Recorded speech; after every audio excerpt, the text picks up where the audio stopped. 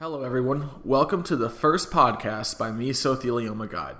Our first episode ever will be with Dr. Shanel Bhagwandin, who is the medical director for the Gastrointestinal Surgical Oncology Program at Jupiter Medical Center.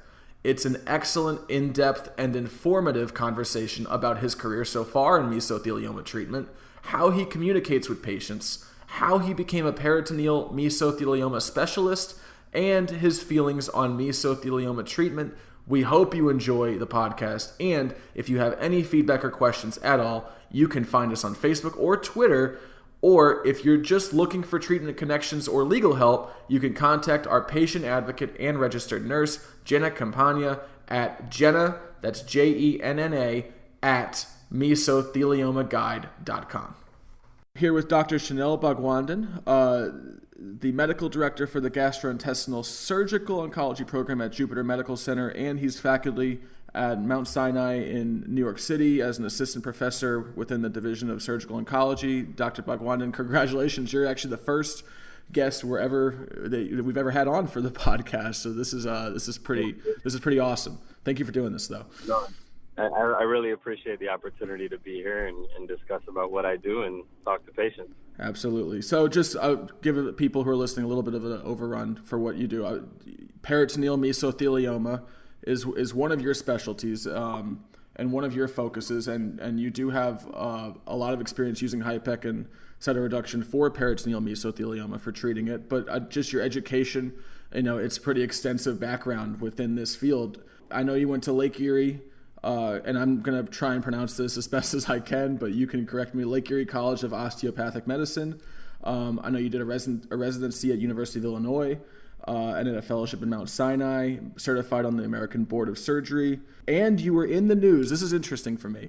In the news talking about HIPEC on TV after that actual treatment and that surgery, or that treatment was featured on The Good Doctor on the TV show, correct?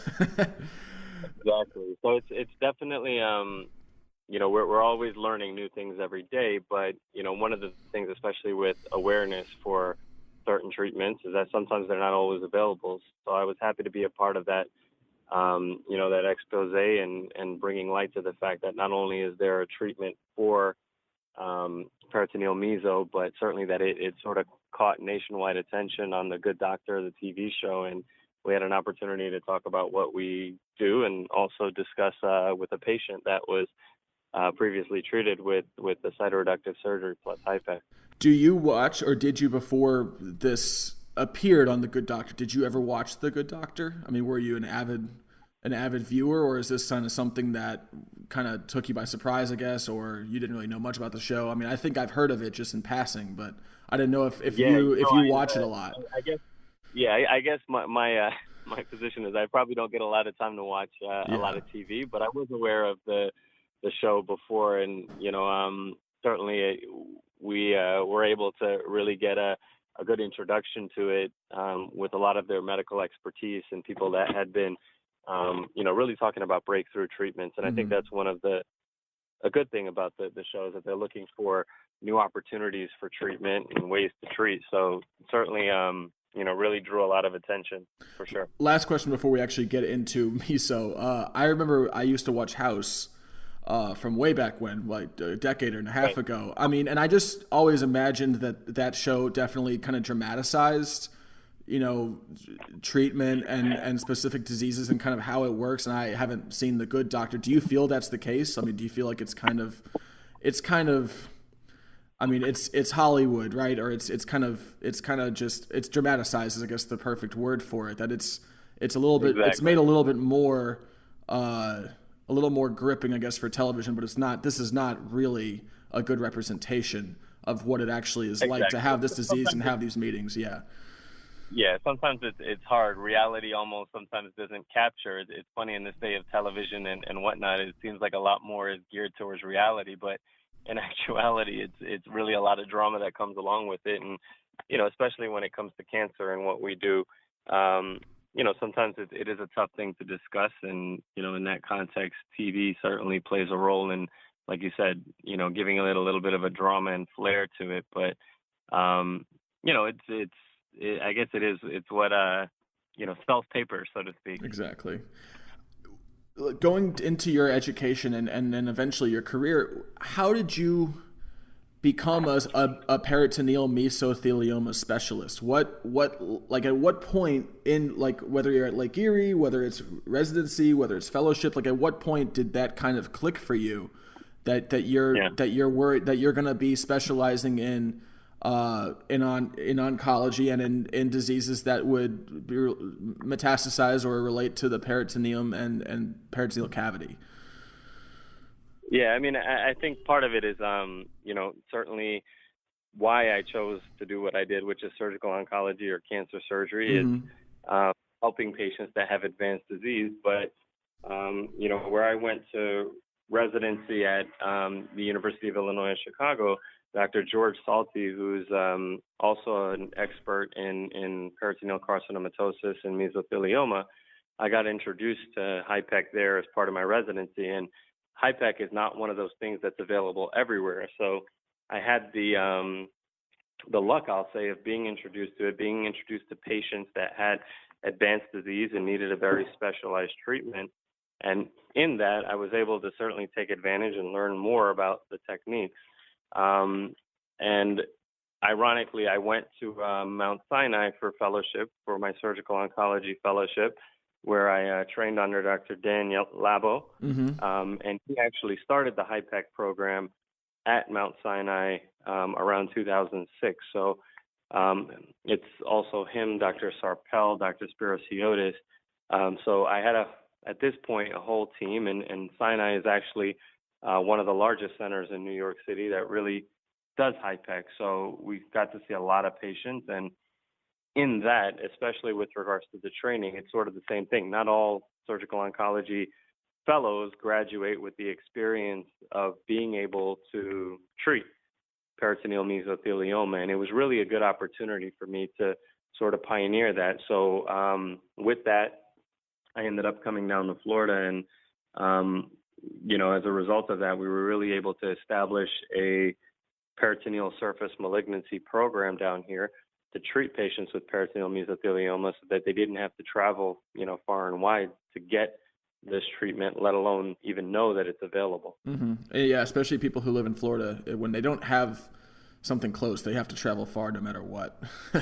I mean, it's kind of isolated. So if I know we've mentioned HIPEC and I've mentioned cytoreduction surgery a couple times, just for the people who are listening, for someone who may have mesothelioma, who may have peritoneal meso and just recently was diagnosed, if we could just explain what HIPEC is. I mean, it's heated intraperitoneal chemotherapy, but like just what that relationship is with surgery and how it works. If you could kind of just give like the 7th grade version, or if you're explaining it to a 7th grader, everyone kind of says that, but like how you would explain it to a patient so that we can kind of have that summary. Mesothelioma in itself is a rare cancer. It forms where I treat it is primarily in what's called the peritoneum, or the abdominal cavity.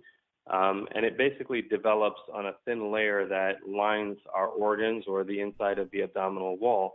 It covers our stomach and all of our other organs.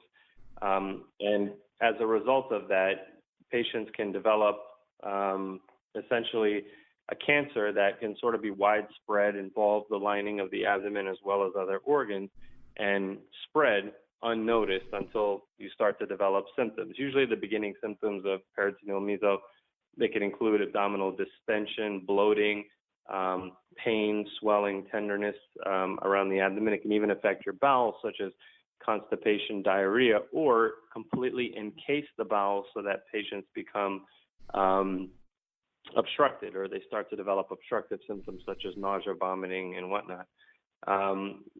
Peritoneal meso, it's again a rare type of cancer. There is a link primarily with asbestos, or ingesting asbestos fibers.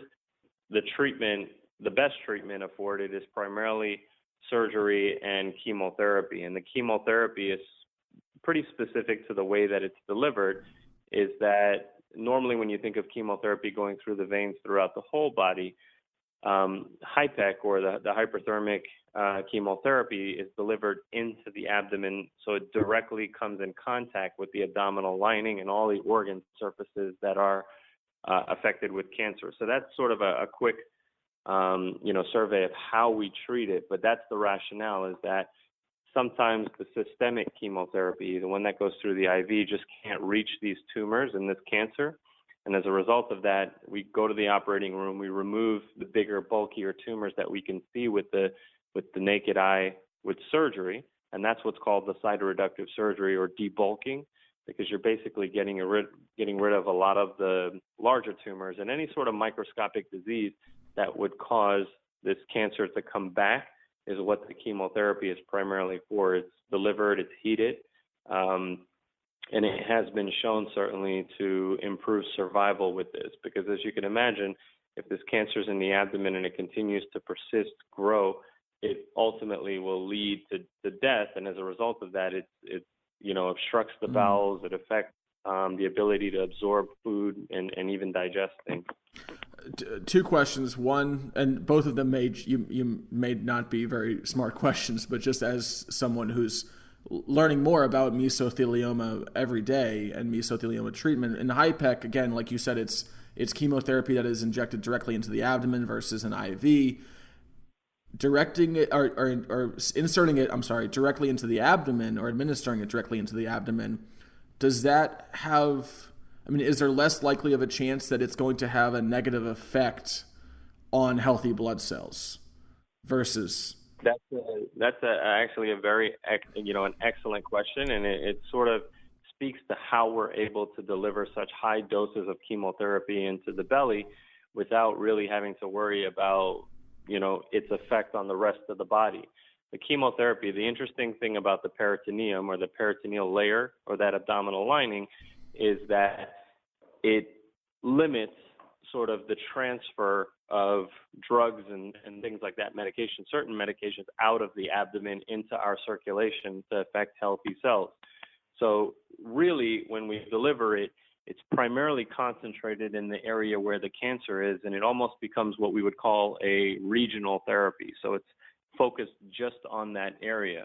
And as a result of that, you can treat with very high doses of chemotherapy in the abdomen and avoid sort of this chemotherapy circulating throughout the body with all of the anticipated negative side effects that you do with traditional chemotherapy.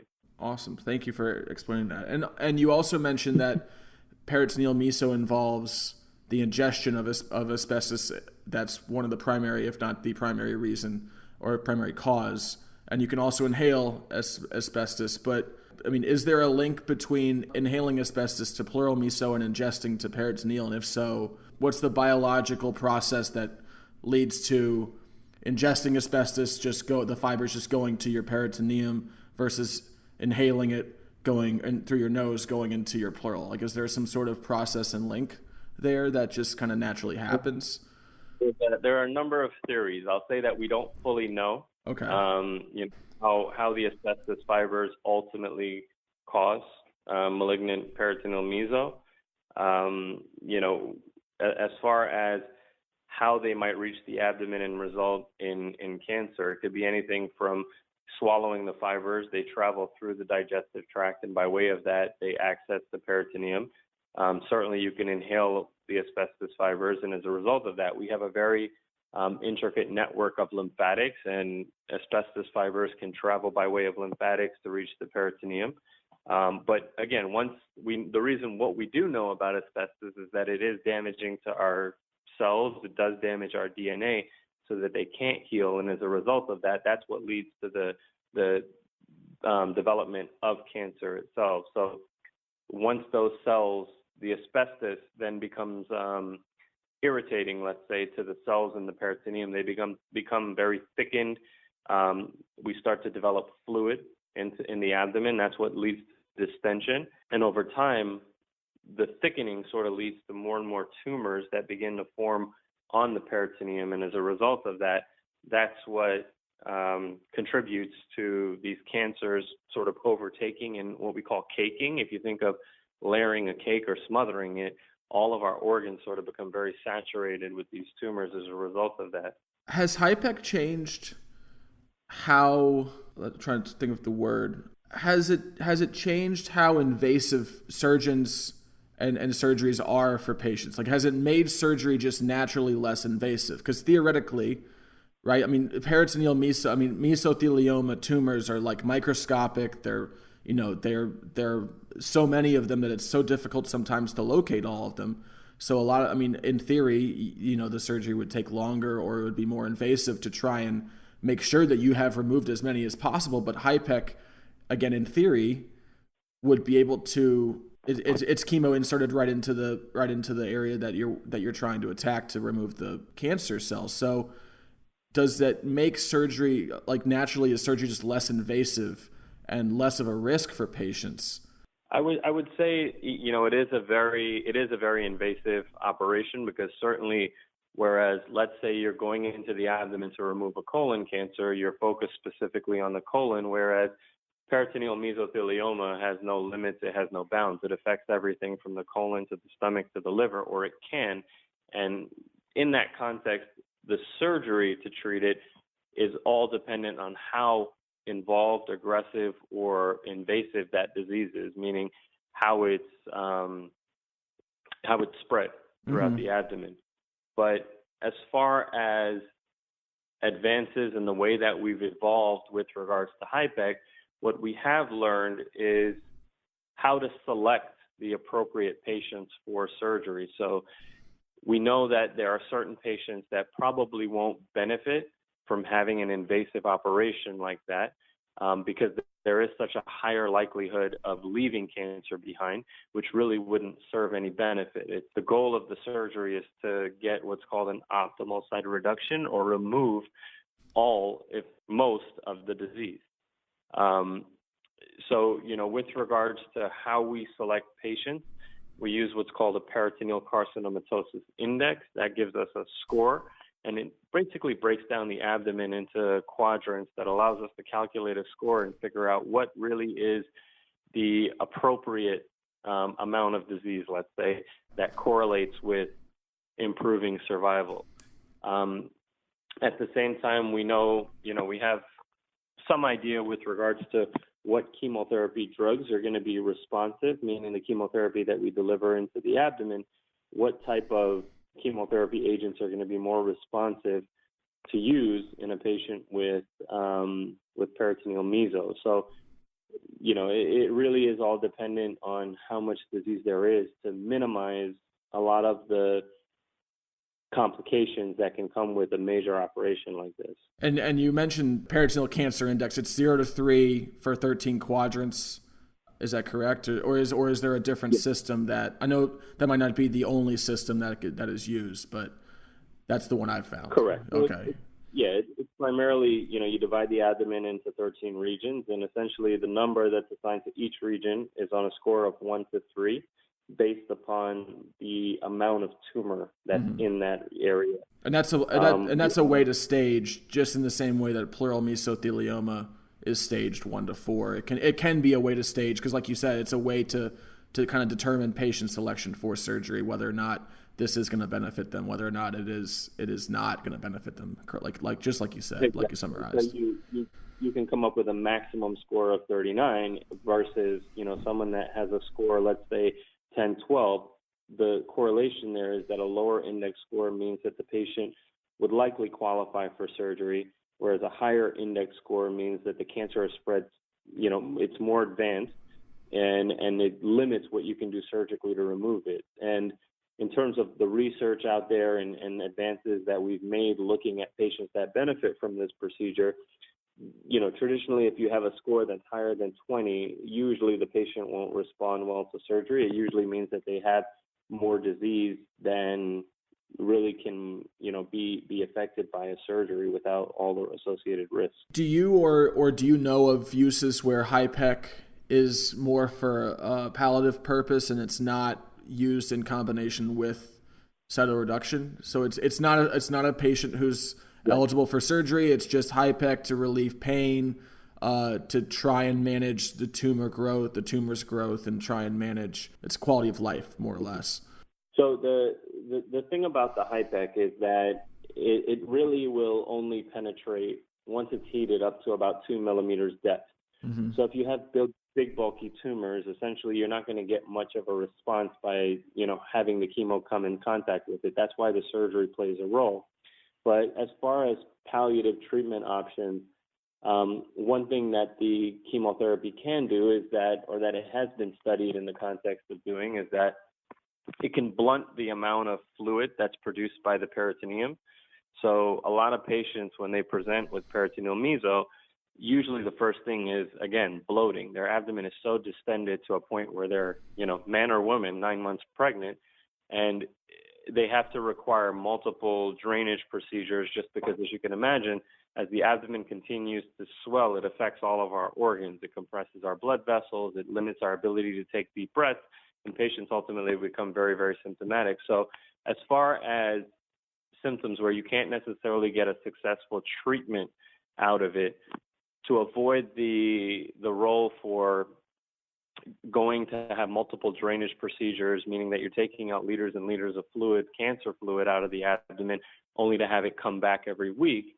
Sometimes the chemotherapy has been used in that context to, again, sort of blunt the peritoneum so that those cells react in such a way that they slow down on the amount of fluid. Again, it's particular to certain types of cancers, but usually it would really only be used in that context of, or at least a palliative treatment option to slow down or resolve some of the fluid. But I would say there's probably more of or less of a role with regards to just using the chemotherapy in that context, because especially if there's big bulky tumors, again, they're likely not going to respond. Okay. What questions do patients ask you the most? So most patients, a lot of patients, I'll say the majority of patients that I see at the time that they finally meet me for a surgery like this, usually they're too late to qualify for a surgery, meaning that the disease is too advanced. That's the primary question. Am I a candidate for surgery? And again, it really is going through the imaging, going through their symptomatology. If at some point they weren't eligible for surgery and they've gotten some form of systemic chemotherapy, because that would be the alternative treatment option, that they get chemotherapy through the IV. And it's really looking for that response to the chemotherapy alone. So, some patients that will come at that point, the primary question is, am I a candidate for this treatment? And unfortunately, sometimes you can't tell just by looking at the imaging, and what it requires is something called a diagnostic laparoscopy, where we put a camera inside of the belly to actually look around, calculate that peritoneal carcinomatosis index, the PCI score, and really ascertain whether or not that patient is the appropriate candidate. So it is a little bit of a, further diagnostic workup.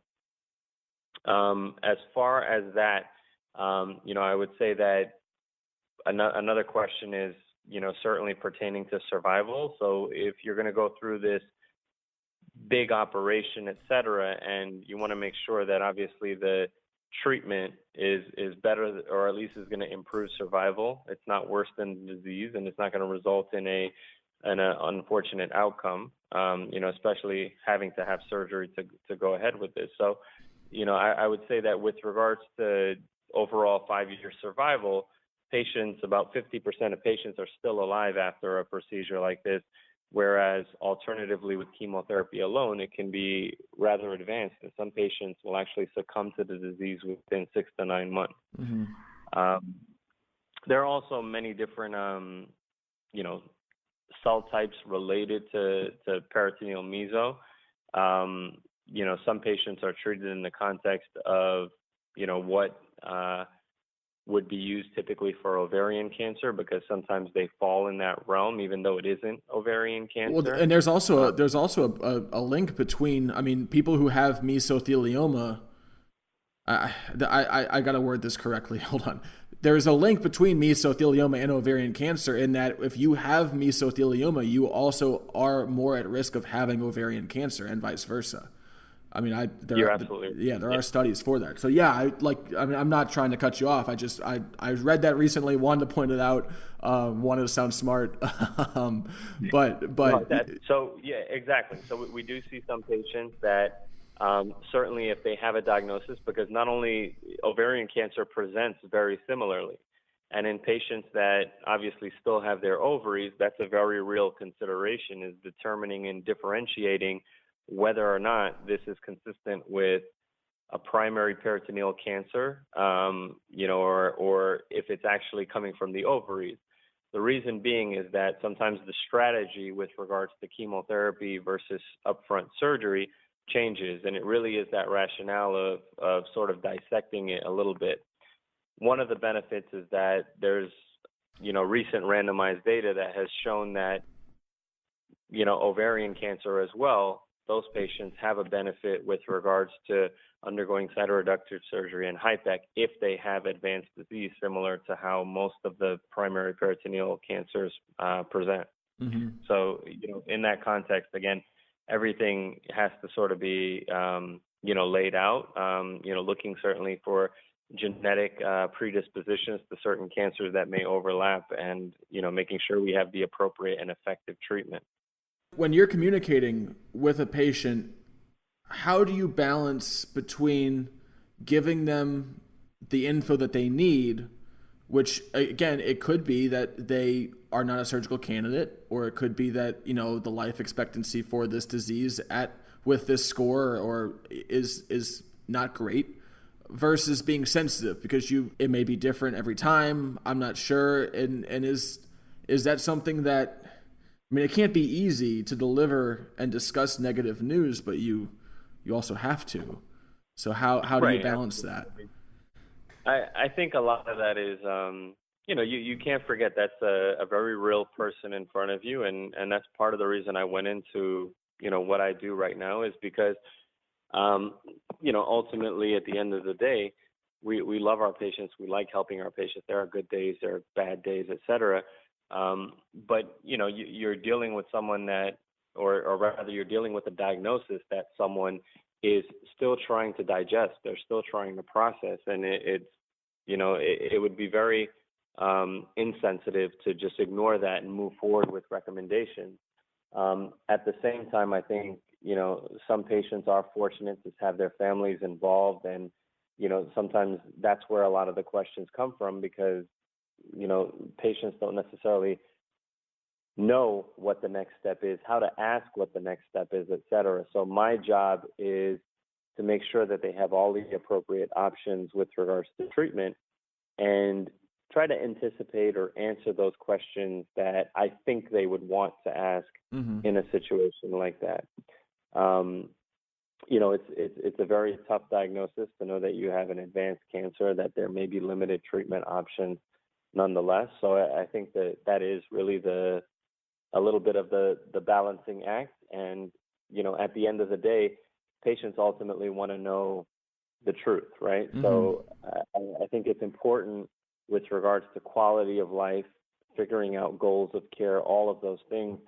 The more accurate information rather than misinformation that we can provide up front as physicians really helps to bring patients into or involve them in their own care, so that they're a real part of the treatment team, as opposed to just being prescribed a treatment or talked to.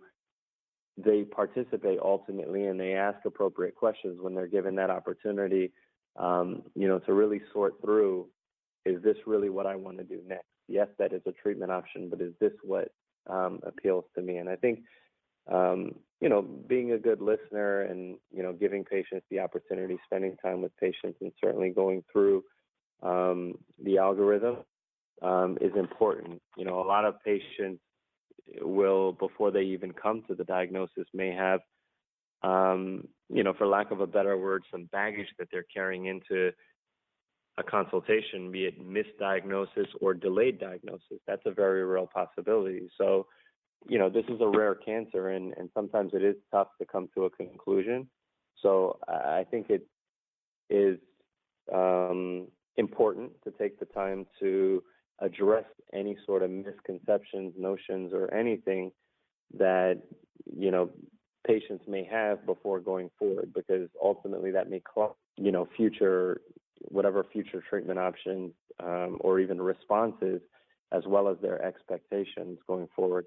It seems like, and this I'll let you go in a little bit. I have like one question, but it seems like working with people and like communicating and again delivering that difficult news, but being honest, that is in many ways the toughest part of the job in multiple ways. One, because it's emotionally tough, and two, because like, yeah, the science can change, science can evolve, you can learn new stuff, but for the most part, you know, as the peritoneal mesothelioma specialist, you are an expert and you know your way around this disease.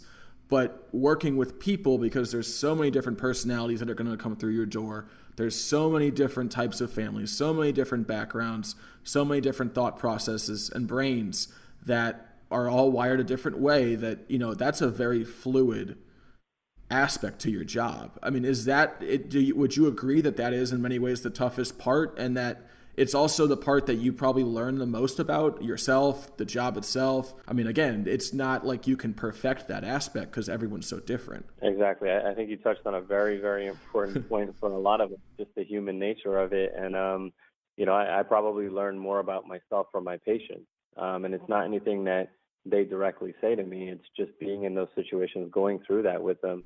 The other thing I'll say is that it's important to have a team. You know, when you're diagnosed with this, you know, peritoneal mesothelioma, and it's important for me to have a team because certainly the burden of everything can be overwhelming. But you know, with regards to having a very rare diagnosis, you want to make sure that you have multiple experts, multiple opinions, because cancer doesn't always read the book, and so it's important to make sure that, you know, sometimes you do have to think out of the box, and that's really where you have the opportunity to have conversations with your patients as well as other treating providers. Medical oncologists, radiation oncologists are important, even though radiation has a very limited role with peritoneal meso. It's still an opportunity to make sure that we are, you know, considering all aspects, all options, et cetera.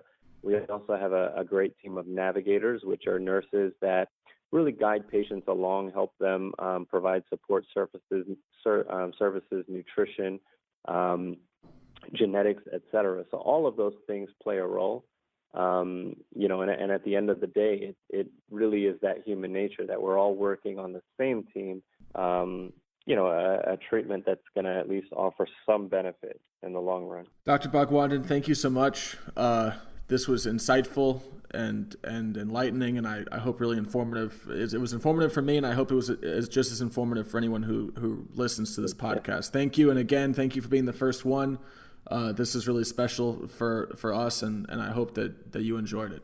Yeah, I really appreciate the opportunity, and I think one of the things about having a tough diagnosis is awareness. It's not only awareness for patients, but their families as well as providers that may be treating them that may not be aware that this is a potential treatment option. And anything that we can do, and certainly, you know, Mesothelioma Guide making that effort to make sure that our patients have the best information and resources for you know, a very rare cancer is important. So I'm happy to be a part of that, and I look forward to working together. Absolutely. And everyone, again, Dr. Shanel Bhagwandin, the medical director for the gastrointestinal surgical oncology program at Jupiter Medical Center, and he's a faculty member at Mount Sinai in New York City as an assistant professor within the Division of Surgical Oncology. And we're very happy to have him here in Florida, because for a while it was kind of the mesothelioma specialist group was kind of contained to the Northeast and West Coast. So again, very happy to have you here. Again, happy to be here. Thank you so much, and have a good day. Thank you everyone for listening to our inaugural episode of the Mesothelioma Guide Podcast. We conducted it with Shanel Bhagwandin, the medical director for gastrointestinal surgical oncology program at Jupiter Medical Center. We appreciate his time and his expertise talking with us about peritoneal mesothelioma. And if you'd like more information about peritoneal mesothelioma or pleural mesothelioma, whether it's diagnosis, treatment, statistics, you can visit our website, www.mesothelioma.guide.com, and be on the lookout for more podcasts where we talk about mesothelioma with specialists, surgeons, researchers, survivors. We'd love to talk with more people, different types of people, variety of backgrounds, to give our audience a fresh perspective on handling and managing and living with this disease.